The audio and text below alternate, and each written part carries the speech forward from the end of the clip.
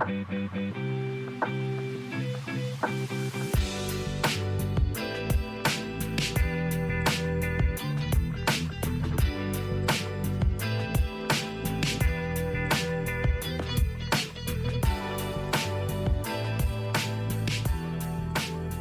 friends. Welcome to Lead to Gold. This is the podcast devoted to discussing all things growth and wellness. I'm so happy to have you. I'm so excited to get into today's episode. I'm feeling like a little philosopher with this one. And it's something that, like pretty much every episode I've ever done, definitely has been on my mind lately. Very excited to get into it with you, to see who relates and in what ways. I think it's going to be great. Before we get into the content, a couple things to remind you of, as per usual. Lead to Gold, if you don't already know, is not just a podcast. It is also a blog. So if you like the kinds of things that we talk about here, or maybe this is your first time in, hello. Oh my gosh, so nice to have a new friend here. If you like what we talk about today, I also have a lot of written type content that is the same subject. So you can find that at leadtogold.blog. You can also follow me on Instagram, and I post about all of the things that are coming up for me. But I post a podcast episode every other Monday and a blog post every adjacent Monday. So if you are following along, you are getting something from me every single Monday. It comes completely from me. We're going to get into that today. God, we're going to get into that today. But yeah, I am really excited to share my stuff. I want you to go explore more of it if you're interested. And beyond that, if you really enjoy it and you're wanting a little something extra for supporting, I would love it if you would subscribe to my monthly newsletter. This is truly monthly. I only send them out at the beginning of every new astrological season because they come with a customized sort of, like, I'm making them. I don't know if that makes it customized, but it's a playlist for every new astrological season based on the current collective vibes, and that is for you to enjoy. It is cross-platform, so it does not really matter what platform you're on music-wise. You can listen to this playlist that I have made so lovingly for you. I also put in collages, and I talk about the things that I've been reading and watching, and it's just like cute and fun, and I put a lot of work into it. So if you want a little something extra just for being here, that would be a great way to get something out of this.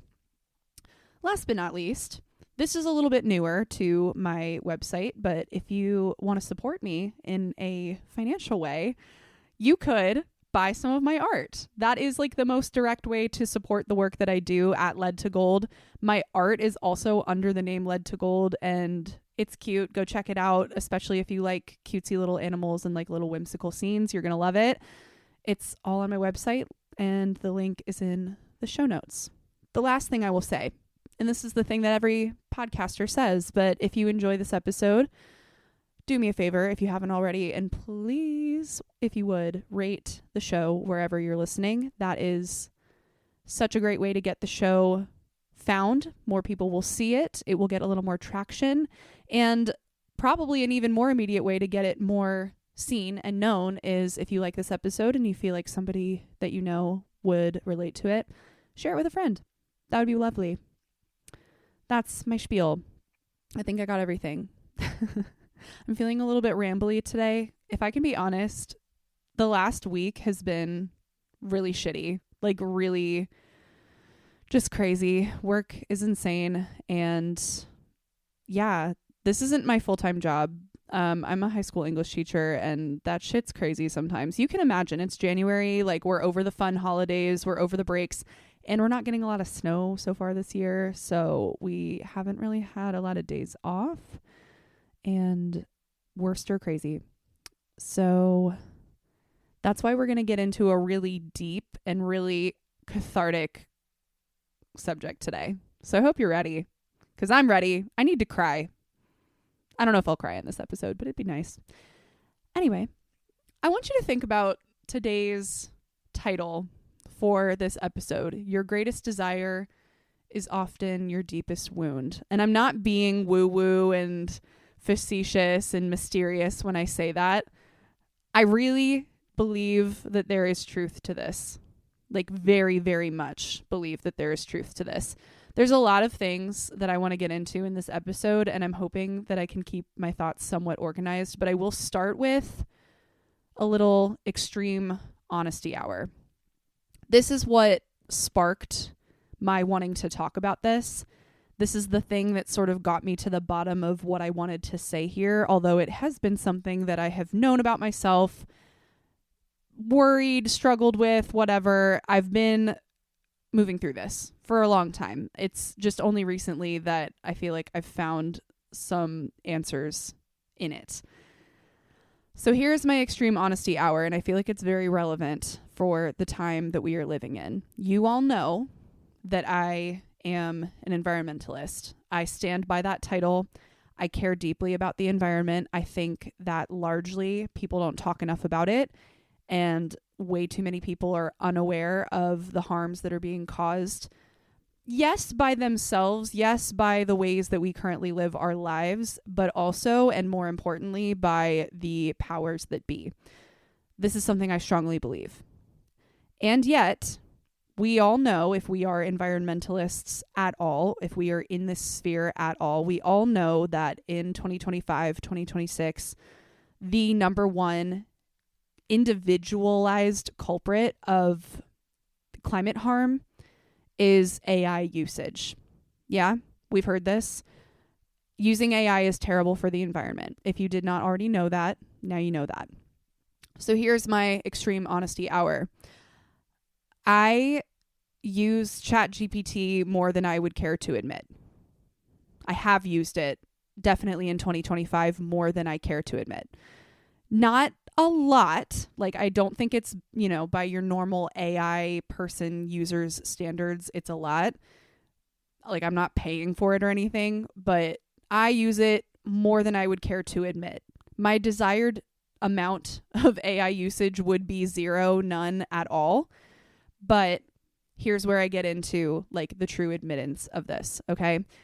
I have had to block ChatGPT on my own phone so that I can't use it on my phone. In fact, I'm thinking about blocking every single chatbot that operates even slightly like ChatGPT, just so I can't use it conveniently.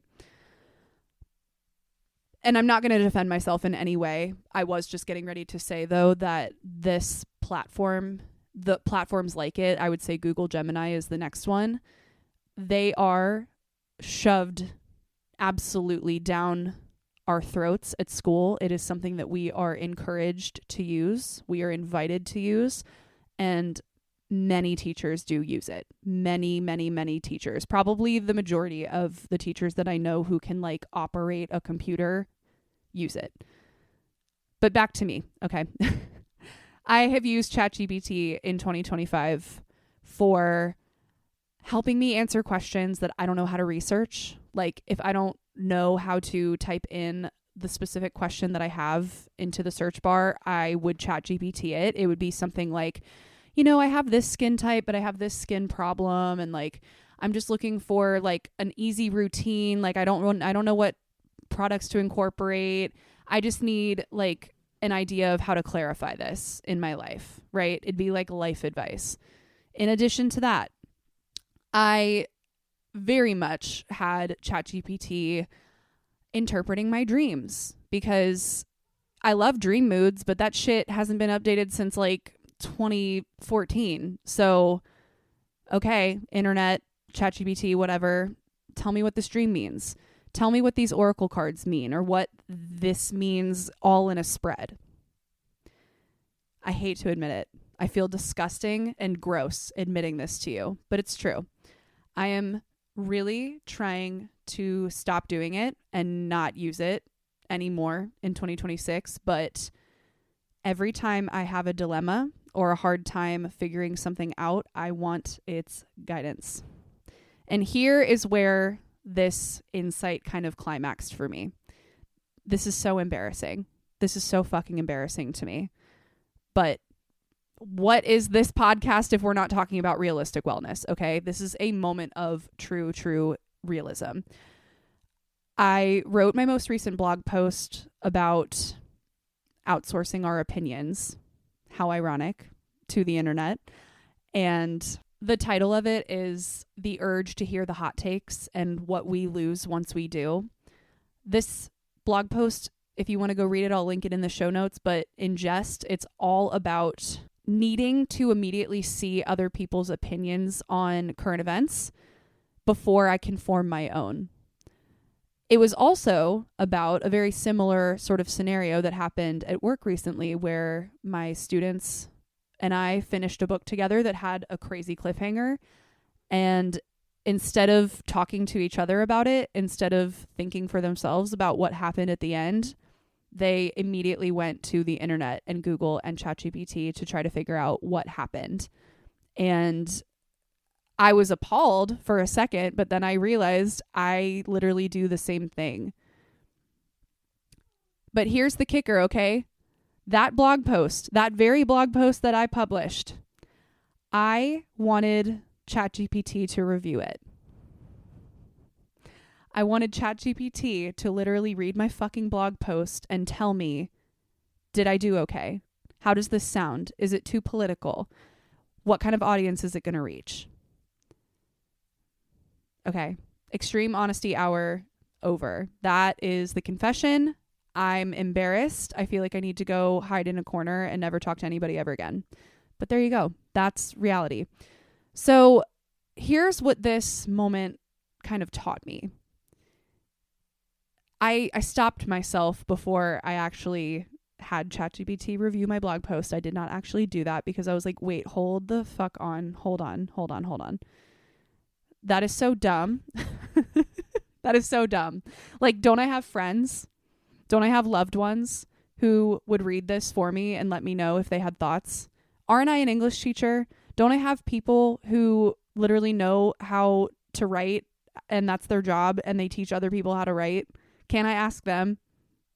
So I did that instead. But it still left me thinking about the fact that I am doing this and I am outsourcing other people's opinions of the things that I write and the things that I do and the things that I perform because I want validation for every single thing that I do. I want it so badly, and so I think the better word would be desperately, that I was willing to ask a machine to validate me. I was willing to ask a literal fucking robot that is not a person with a soul to give that to me. And that is my personal crux of this episode. I want validation. I crave validation. I desire validation for everything. Years ago, when my husband and I took the love languages test, you best believe words of affirmation was like, I was in the 99th percentile. However they measure it, words of affirmation is my love language. Okay. I need to constantly, maybe not constantly, but very, very frequently, I need to hear somebody say that I'm doing a good job, that I am good, that I am okay, that the choices that I make are the right choices, that I have outperformed other people, that I am doing my absolute best, that I look amazing, that I am creative. I need other people to tell me that because I don't necessarily believe within myself any of those things. Maybe we're still going on the extreme honesty hour. Sorry. But now we'll go a little deeper into how this manifests and what this actually means, not just for me. That was the setup, but I would be willing to bet that this is a thing that most people struggle with in some way, realizing that our desires aren't exactly random. Maybe some of them are, but like your deepest core desire. And it took me a while to put language to this. It's not like I've always said, or I would outwardly tell people, or that I even consciously thought for the longest time that I desire validation. You know, I don't go around saying that because that's embarrassing, but it's true. I do want, and I talked a lot about this in my last podcast episode, but like, I do want to go viral. I do want this podcast to be successful. I do want people to buy my art. I want people to talk about me. I want people to know me. Those are core wants. And when you think a little bit deeper about it, it's like, oh yeah, that's a need for validation. That is a need for people to like me. That is a need for people to approve of what I'm doing. And that's not random. That comes from somewhere. That kind of desire comes from somewhere. So the point here, and really for the rest of this conversation, is to understand where that comes from. And first off, we might even have to take a step back and figure out, okay, what is it? Like, what is the deep core wound? And I want to also say the way to tell if a deep desire that you have within you is actually stemming from a core wound, it's not just like something that you want really badly. It's what I'm talking about here. If you want to be able to tell if that deep, deep, deep desire is stemming from something more painful, there is really one way to know for sure. And it is that craving can never be satiated. You will never, no matter how far you go with it, no matter how much of the thing you actually do end up getting, you're never going to be satisfied. So thinking about my example, right? The deep desire is for validation, for as much validation as I can possibly get.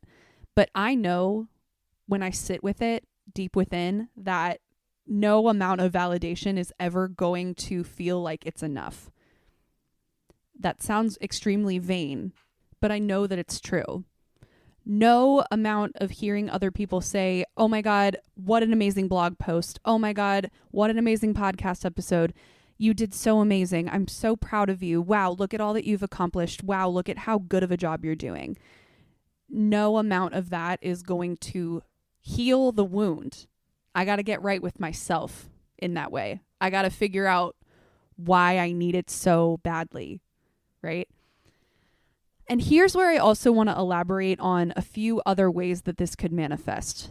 This is definitely not an exhaustive list, but I don't want to stick with the same example of validation through this entire episode because I know that that is not necessarily going to be the core wound for everybody. Again, this may not cover all of the things that we could potentially so deeply desire and that could stem from something that happened to you in your past or just something that you've been carrying around with you for a long time. So if none of these apply to you, I still implore you to try to see, what is the thing? Where does that come from? Why can't it be satiated? And please let me know what you come up with if it's not included in this list. But so we've been talking about validation. Here's another one that I think is extremely common. Our deepest desire is for belonging, for a true sense of community. In a way, I relate to this too. That's something that I do deeply want. I want to feel connected to other people lifelong. I did an episode about this years ago with about adult friendships and how difficult that can be. But I'm talking about a desire that is so desperate for belonging and so desperate to hold on to other human connection that you often have social anxiety. It often manifests itself as being nervous that people don't like you. Maybe after hanging out, having an event, going to a party, you leave and you constantly leave these things feeling like, oh God, I said something stupid, or they don't like me, or they're just pretending, whatever. Very common occurrence, right? So that is your insatiable need. I need to feel like I belong. I need to feel like people like me and want me around, that they're going to keep me around, because your deepest core wound is around isolation or abandonment. It's the feeling of being easily disposable, like kind of exactly what you would say after leaving a party and you're feeling the social anxiety, right? They don't need me. They're just pretending. They're going to get rid of me as soon as my presence isn't convenient for them, or they're going to forget about me next time. Whatever the worries manifest themselves as, the core wound stays the same, that you are feeling like you're not really a part of the group. You're never really truly going to be part of the group. So you cling desperately to that connection, and you are extra anxious and maybe even overly attached, right? And that can manifest in some negative ways as well. Another example, productivity. Constantly, consistently having to show your worth through how productive you can be. This is the kind of person who might brag about only getting 3 hours of sleep the night before because they had to cram for a test, or they had a presentation today that they had to work on, and they put all of the effort and all of the energy that they had in their bodies into this work, whatever it may be. Your deepest desire is productivity, is to get shit done, right? And this is similar, I think, in a way to the validation piece, but it's not exactly like needing other people to tell you that you're doing a good job. It's more so within yourself. You need to feel like you are getting shit done, like you are accomplishing things. You're checking off the boxes, and you keep checking off those boxes, and you never ever stop. And that core wound is inadequacy. It stems from a place of, if I don't accomplish, if I don't check these things off, if I am not constantly doing something or working towards something, I am lazy. I am inadequate. I am not proving my worth to myself or to others. You likely see your need for rest as a character flaw than like a basic human need. You definitely, certainly are operating like a machine when you know you're not a machine. But the thought of not doing anything, the thought of just sitting, maybe reading something, maybe staring at a tree outside your window, maybe slowly sipping your coffee in the morning, the thought of sitting still is terrifying to you because you have to get shit done. Who else is going to do it, right? One more that I can think of just off the top of my head is the need, the deep desire for control or for order. And this, again, kind of similar to productivity, but not quite the same, is just needing everything in your life to reflect what you want, needing to be in charge, needing to take the reins on whatever it may be. Having to have control of the situation, whatever it may be, every aspect of your life perhaps, is reflective of a core wound of feeling powerless, of feeling out of control, of feeling like you don't have control. So trying to take those things on gives you a sense of power, gives you a sense of control. In this example, I'm thinking about heated rivalry yet again. When am I not thinking about heated rivalry? But this archetype really makes me think of Ilya. And if you haven't seen the show, I'm not going to go into all the details, but Ilya is the Russian hockey player, the one who is predominantly the top in the relationship. And I've seen people theorize that his role in the relationship as the more domineering one, as the more controlling one, or for lack of a better word, kind of like the masculine one, is his need for control, because the rest of his life is absolute chaos. He can't control how his family feels about him. He has no control over being able to express who he really is. So the only place that he has any semblance of control is in the bedroom, and is with Shane, who is like welcoming his sense of control, right? Like he likes that. He receives it well.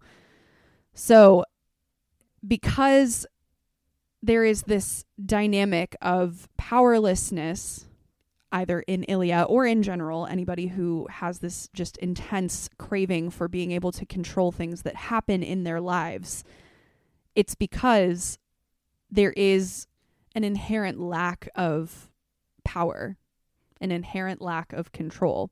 There is nothing you can do about it. You cannot control every facet of your life, no matter how hard you try. But being high strung and at least trying to have the control and trying to seize every opportunity for control, at least illusions to other people or to yourself that you have it together. It kind of masks that feeling of powerlessness. So those are just 4 archetypes of, again, I'm sure, very many. But I think they all paint a similar picture, the same perhaps picture of this is the thing I deeply crave, but here is the underlying feeling that it is covering up or that it is trying to satiate desperately. And by continuing to go after these things, by continuing to try to seek validation, to try to get yourself involved in every possible social situation you can, to try to be productive, to try to continue to get things done, and to try to seize control of every situation, we are continually feeding into this process that will only get worse over time, and we will only get more desperate over time if we do not attend to the core wound, whatever it may be. So I want to take a little pause here because those, again, were just a couple of examples, but you might be starting to think about what this is for you. I also don't want to assume that every single person out there has this problem. I think I would be misguided to say that that's the case. I know that this is maybe not necessarily a universal experience. That said, if something is sparking in you as we talk about this, maybe it's one of these examples, maybe it's something else. I just want you to pause and think about it. Maybe this would be a good time to get a journal out, jot a few ideas down, because where we're going now is into the process of making amends with that core wound. And the first step, of course, is to simply identify what the desire is. I talked about this in the beginning of this episode, but, again, I don't go around telling people that I deeply desire validation. That's not something that I was really conscious of until I gave this a lot more thought. Until I had several situations where I was like, okay, why do I feel the need to ask 10 people about this? Why do I feel the need to ask a robot, a clanker, about this? I constantly am noticing that I need other people's approval for the things that I'm doing. Why? Why is that? So you really have to pay attention to the thing that you often find yourself doing. You often find yourself feeling. Maybe it's an uncomfortable feeling and you're like, wait a second. What is this? What is this? Why am I doing this? Where does it come from? That's really the first step, is just identifying, but also knowing, and this is kind of maybe a place to start, that the craving comes from a part of you that has been deeply neglected. Maybe it's been neglected by you, or maybe it's been a thing in your distant past. It was neglected by your family.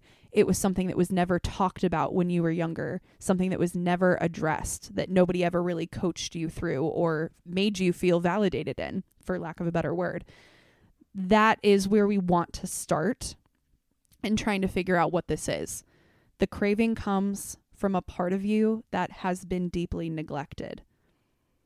So what feels neglected? And that process might take some time. It may not be something that you can come to a conclusion about just right here as we're talking. This is, especially if this is not the type of mental work or journaling or whatever you want to call it that you're used to, this can take a while to come to fruition. It took me months, probably longer than that, to really settle in on what this thing was. But once you know, I think the next step, and this is coming straight from therapy, right? I did a couple months way back in like 2021 of CBT. Is that what it is? Cognitive behavioral therapy. Yeah, CBT. This is coming straight from the CBT playbook, okay? Coming from your local OCD girly. When you have a distressing pattern of thought, and this is exactly the kind of thing we're talking about. If you have a distressing pattern that you're constantly living out or consistently living out, frequently living out, the best thing you can do, according to CBT, is identify that thing and then reframe or change the pattern. Come up with another way to relate to that obsession, right? And that's just the OCD term. This may or may not be an obsession for you, but the basic idea, and this is something that I actually learned quite recently, not in therapy, just a way to kind of visualize what's happening here, is if you can identify what this wound is, the next step is to kind of visualize what that wound might look like. And so I read just literally, I think yesterday, on a social media post of a little kind of like wellness hack. What do you do when you feel anxious? What's just like something that helps you get through that? And somebody said, I picture my brain as a scared gray bunny that's just, freaking out, doesn't know what to do. And I pick it up and I put it in my lap and I just talk to it gently and I stroke it and pet it and let it calm down while it's sitting in my lap, and I just talk nicely to it. So I pretend that my brain is that thing. Okay, we're going to apply the same logic here in this situation. If you can identify what your core wound is and you feel it, like if a moment or a situation comes up where you're like, I need ChatGPT to read this blog post, or I feel really stupid about what I said at this party. I need to text them and tell them that was stupid and I'm sorry. Whatever the situation is, if you feel that wound coming up, instead of caving to the feeling, instead of going after the satiation, is that a word? You know what I mean? Instead of trying to fill the craving, to fill the void, to ease the pain, what we're going to do instead is we're going to see that little tremble, that fear, that icky feeling as a scared little bunny. My younger cat is literally sitting in my lap right now, and I am imagining her as my need for validation, and she's freaked out and she's pent up and trying to claw her way, but I'm just going to pet her really gently and tell her I love her and tell her it's okay and we're safe and I've got her. It's going to be okay. That's the kind of attitude that we want to have toward this part of us so that we don't sabotage it with filling the void with something else. Filling the void with that craving that isn't actually going to help us. Just sit with it. Protect it. Talk to it. Like it's a scared little bunny. Or whatever visualization works for you. If we can do that for even 5 minutes, maybe not even, if we can do that for 2 minutes, we'll probably work our way out of the thought loop, of the reaction loop, of needing to fix the problem in some way. And if we can continuously do that, if we can just every so often when the feeling comes up, instead of immediately react, remind ourselves of that visualization, or remind ourselves that hey, this is just a neglected part of me, but I've got this. I don't need to do anything here. I can just be with it. That reframe, that change of the pattern is eventually going to get us out of the pattern. It's breaking the loop. And then the last thing that we can really do here, and I've said this word a couple of times, but I think over time, what we can start to do is affirm whatever that feeling is. And this only really can happen once we fully understand where it comes from. We've sat with it. We've kind of done that exercise of, rather than reacting to the discomfort and rather than trying to alleviate the discomfort by acting on whatever the craving is, once we are familiar and we can sit with it, then we can also kind of communicate with it as well. So again, this is kind of a CBT type exercise, but reframing the wound as just that. It is a wound. It is something that needs attending to. It is something that needs healing, that needs rest, that needs acceptance and care. And part of that comes from the exercise of treating it like a soft little scared animal, but also we can do the work of actually affirming with words something about it. So an example, right, that I really desire community to a fault.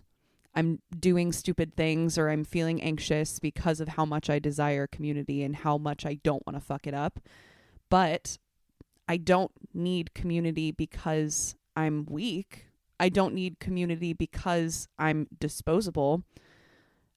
I desire it because I'm healing a time in my life when I felt alone or when I felt disposable. There is a part of me that felt disposable at some point, and that is not true, but it's still there. So I'm tending to that part of me. Simply giving language to the situation, and I should say more clearly, letting go of the old story. Because so much of this wound work, if you want to call it that, is dropping the story that we tell ourselves. I need validation because I don't believe that I'm good enough on my own. I need community because I'm disposable. I need control because my life is chaos. Whatever it is, whatever the old story is, we need to tell ourselves a new one. We need to replace that old story with a new one. So I don't need validation because I need other people's approval. I desire praise because I'm healing the part of me that doesn't think I'm worthy of it. Again, I don't need community because I'm disposable or because I'm replaceable. I desire it because there have been times where I felt abandoned. I don't need to be constantly productive. I'm healing the part of me that feels lazy if I'm not productive. I'm giving that space to rest now. So all of this is journalable. All of this is communicable to that part of ourselves, but also to the people who want to support us in this kind of journey. If you have someone in your life who you trust with this really, really vulnerable part of you, it's probably worth telling them so that they can also affirm the changes that you're trying to make with this part of yourself. If you have that kind of person, maybe it's even just your therapist, take this conversation to them. Identify with them that part of you that feels so neglected and so scared and so desperate for a fix. And just have a conversation, right? Sometimes this can be really helpful to bounce off of another person. I have explained this in many less astute words to my husband, and it's interesting sometimes to see, I think, how he would respond to the things that I'm self-conscious about, because I'll just straight up tell him, I constantly need validation. I always feel like I need people to tell me I'm doing a good job. I need you as my husband to, still tell me that you care about me and you like me and you want me, whatever. I need that. and I'm embarrassed by it. But when I talk to him about it, it's like he doesn't see it in the same way that I do. And in a way that in and of itself is kind of validating, because it's like, oh, okay, well, this isn't crazy to you. I feel crazy, but I'm rambling a little bit here. It's helpful to get another person's perspective. And I would also argue it's really helpful to hear another person's struggles with this same sort of thing. Do you also seek this? Do you have something else in your life that you feel like you can never get enough of? It's just a good conversation to have, because it makes you feel a lot less alone and a lot less neurotic, perhaps. All potentially good things to do. So if you take nothing else away from this conversation, I just want the bottom line to be this. The goal here is not, and never was, to satiate that craving, because you can't, and you won't, and no matter how hard you try, you never ever will. The goal instead is to understand why you wanted it in the first place. Why you wanted that praise, why you wanted that group to be by your side at all times, why you wanted control. Name your thing, identify what the real pain behind it is, and just know it's never going to be satiated. It's never going to be completed. That's not how to get over this thing. That's not the way. Instead, you want to understand and communicate with that part of yourself. You want to be able to establish language for why you want that thing so badly. And you just might find, in doing so, you don't want it as bad. Or, even better, you can serve that craving by affirming the desire, by affirming the wound, by tending to the wound. That's your inner work. And that relationship with yourself is what is going to eventually heal it. I hope that makes sense. But I want that to be where we settle on this conversation. This is not a character flaw. As I've said many times now, I believe this is something that we all struggle with in one way or another. I may not have listed whatever the relationship is for you, but I hope I've made that mirror apparent. There is a mirror image happening here, but it's kind of like the idealized version and the real version. The expectation versus the reality. And it can be a little bit of a magic mirror sometimes. A lot of things in life are, but this is definitely one of the bigger internal ones. So, I hope this has been helpful in some way. As I've also said, I would love to know how this is coming up for you, in what ways you're seeing this in yourself, or if you have any suggestions, add-ons, whatever, please let me know. My Instagram DMs are always open, and I love nothing more than hearing from you all after a podcast episode comes out or after a blog post comes out. I want to know your thoughts. Please give them to me. Share all the things, even if it's critique. I love it. Please give it to me.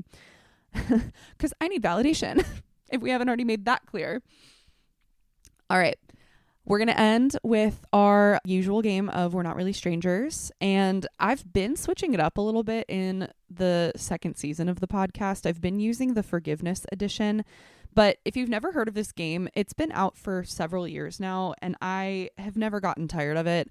I love it so much. I actually have been utilizing this at school with my students lately, because the questions are genuinely so good and so reflective. And I always love seeing, especially with like their age group, the surprise when they can get vulnerable with other people and it's like not weird. You know what I mean?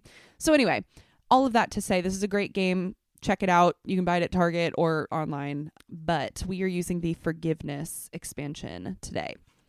Here is our question. Finish the sentence. I'm tired of apologizing for blank. I personally am tired of apologizing for my pace at which I do things. And I will say this too. This is not necessarily something that I've been called out for. Like, I don't have people at work being like, Ren, you're going too slow. You need to finish this stuff faster. You need to meet this deadline, blah, blah, blah.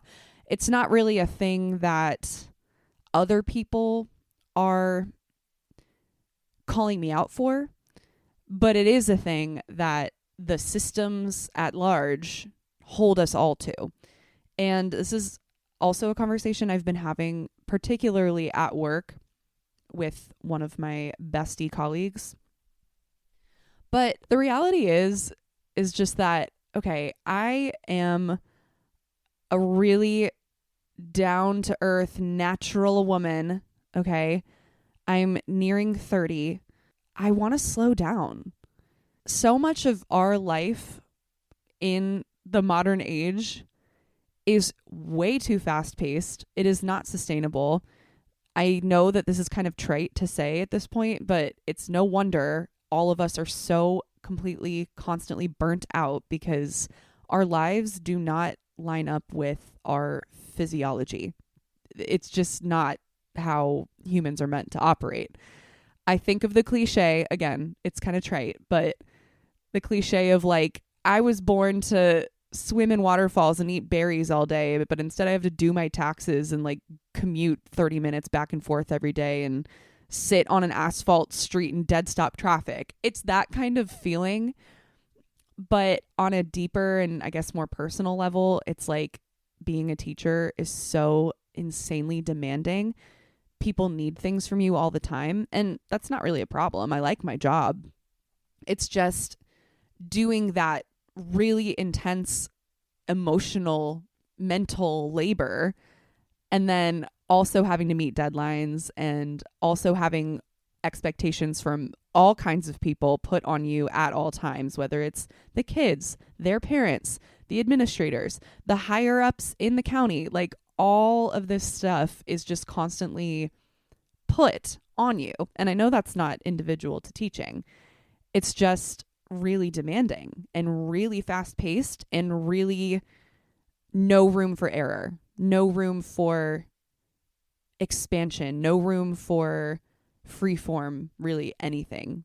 Things have to be done in a certain way. It's very rigid, right? And I, by nature, am not a rigid person. I like to take my sweet ass time. So that little rant is to say I'm tired of apologizing for my pace. I'm tired of apologizing for being a slow-paced girl. I like to take my time. And I take a lot of it. And I'm not ashamed. It's all good. I just wish that the world at large was a little more reflective of that. So that's my little mini rant here. How about you? What are you tired of apologizing for? Also, feel free to share your answer with me. I love you so much, and I'm so happy that you could join me for this episode. Stay tuned to see whatever's coming out pretty soon here on the podcast, and next week I'll have something out on the blog. I'm really trying to get more active back on social media. It's hard. You all know how I feel about social media, but we're doing our best. Regardless, thank you for being here with me, and I will see you so soon. Bye.